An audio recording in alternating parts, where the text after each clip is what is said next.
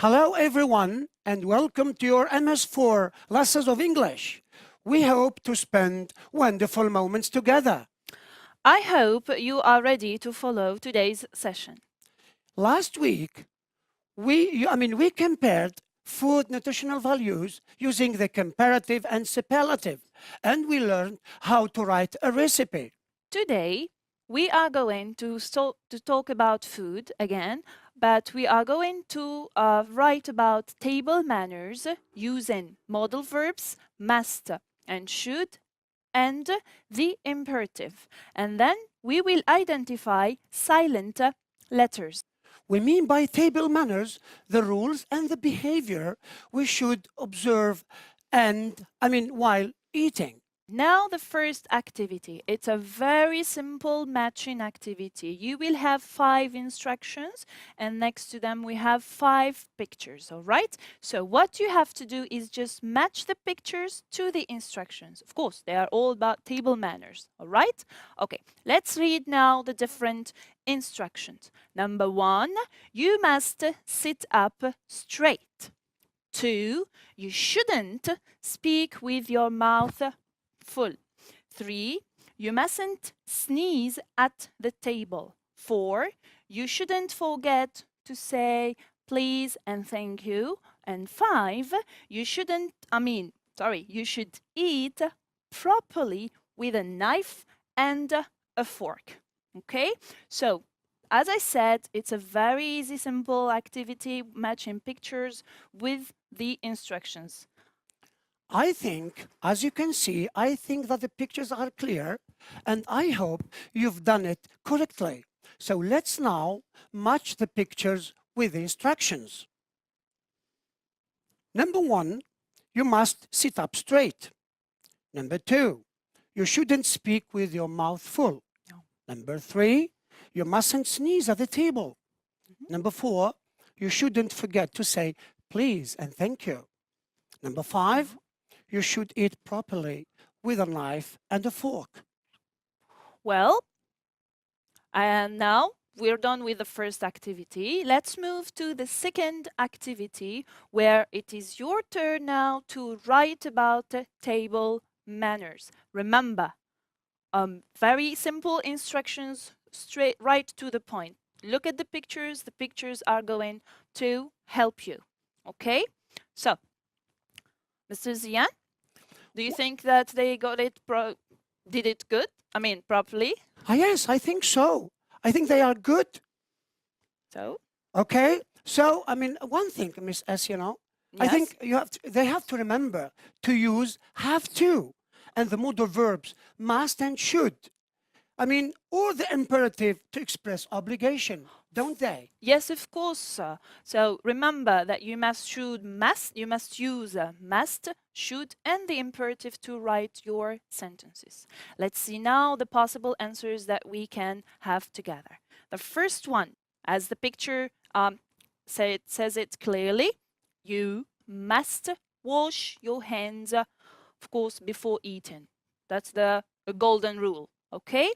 Number 2, say Bismillah or in the name of God before eating or drinking.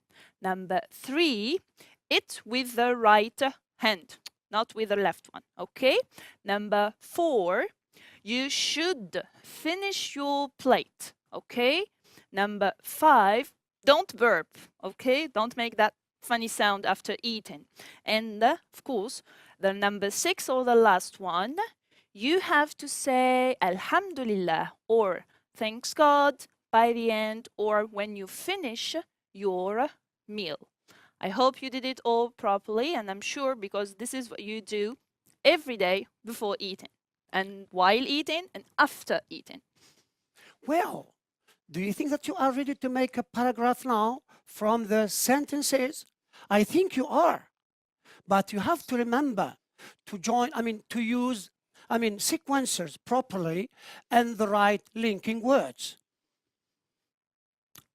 Because it is, now, as you know, Yes. it is the objective of this activity. Exactly. Exactly, sir. Yes. So, what is the activity? So, activity 3, Join the sentences in activity 2 to make a paragraph. Number 1, you must wash your hands before eating. Number 2, say Bismillah in the name of God or Allah before eating or drinking. Eat with your right hand. Yeah. Number 5, you should finish your plate. Number 4 here, it's don't burp. Yeah. It's a bad habit. It's Yes. really impolite. Do you know that? Yes. You have to say Alhamdulillah, which means thanks God when you finish your meal. Well, remember that it is necessary to use the sequencers, some of them, okay, and the connectors, of course, and mind, please, mind the use of punctuation and capital letters when joining all the sentences together. And now we will see the answers or the possible paragraph we can have with Mr. Zian. Mr. Zian, please. Okay, do you think I did it well? Well, I am sure. I'm definitely sure that they all got it correct. Okay, so let's check it together now. Let's see. So here is the complete paragraph about the table manners. Yeah. First, you must wash your hands. Then, say Bismillah in the name of God before eating or drinking. Next, eat with your right hand and remember, you should finish your plate, but don't burp. Finally, you have to say Alhamdulillah, thanks God, when you finish your meal. Well, you have noticed in the paragraph the use of the different connectors and the different sequencers with but and. Of course, you started the paragraph with first and then next, then finally, and then joining the different sentences with sometimes and, sometimes but, and of course, remember to mind the capital letters and the punctuation of your paragraph. I think that our learners know that many words in English have silent letters. So let's see these words. For example, Yeah. we have sandwich, we have knife, we have should. Some words contain silent letters that are written but not pronounced.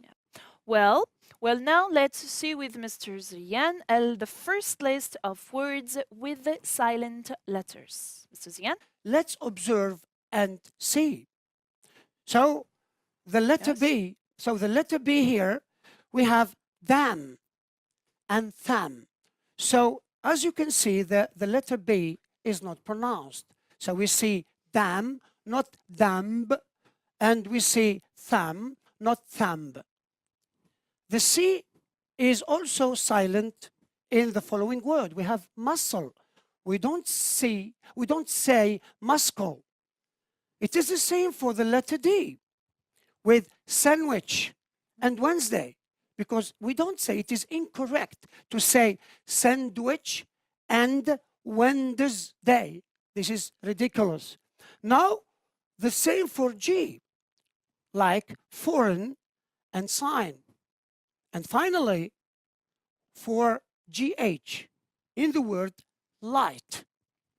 Well, let's now move to the second list and observe the silent letters in each, or the silent letter in each word. For the H in chemist and ghost, the K in knock, the L in the modal verb should, cough, talk, salmon, the N in autumn, and the P in pseudonym, and in the word psychology. Now, the S in the word island, we don't say Iceland, it's a country, and it has another spelling, okay? So we say island. The T in whistling, or whistle, and of course in fasten. And the W in who, we don't say who, no, it's who, okay? And also in the verb wrap. And of course, we don't have just consonants as silent letters. We also have vowels which can be considered as silent letters, like the vowel U in the word guest, okay, and the vowel E in the word plate or in the verb wipe. Okay, we don't say wipe he or plate he. No, it's plate. Okay, wipe. All right. So, Well, Miss Yanni, I've noticed something. uh-huh. You said island. Island is a country. But I'm sure that it is not because you did it on purpose. You wanted to test me. Okay, sir. Okay? My bad. I know you did it on purpose. My bad. Okay, I think now it's time to have some practice. So Yeah. I'm going now to ask our learners to do the following activity. Okay? The activity is simple as usual.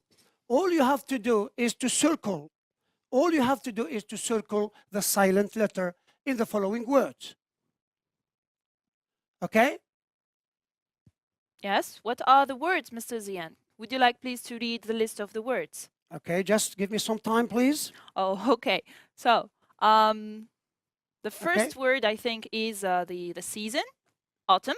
The second word, please, Mr. Zian. Okay, it is knife. Yeah. The third one is sandwich. Uh-huh. And the fourth one is salt. Salt. Did I Okay. say salt or salt?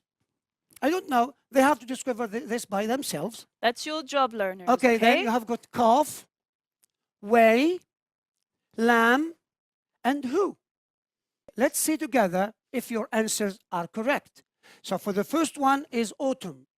So the N is silent, of course. For the second one, knife. And you have noticed that the K here is silent. For the third word, sandwich. So the silent letter here is the D. We say sandwich, not sandwich. The fourth word, which is salt, we say salt. For the word calf, you have noticed that the L is silent because we don't say calf, we say calf. The next one is way. So you have noticed that the H is silent too.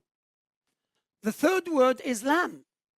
So the B, of course, here is not pronounced. So we say lamb instead of lamb. And the last one is who. So the W here is silent. So the H, of course, the W is silent instead of the H.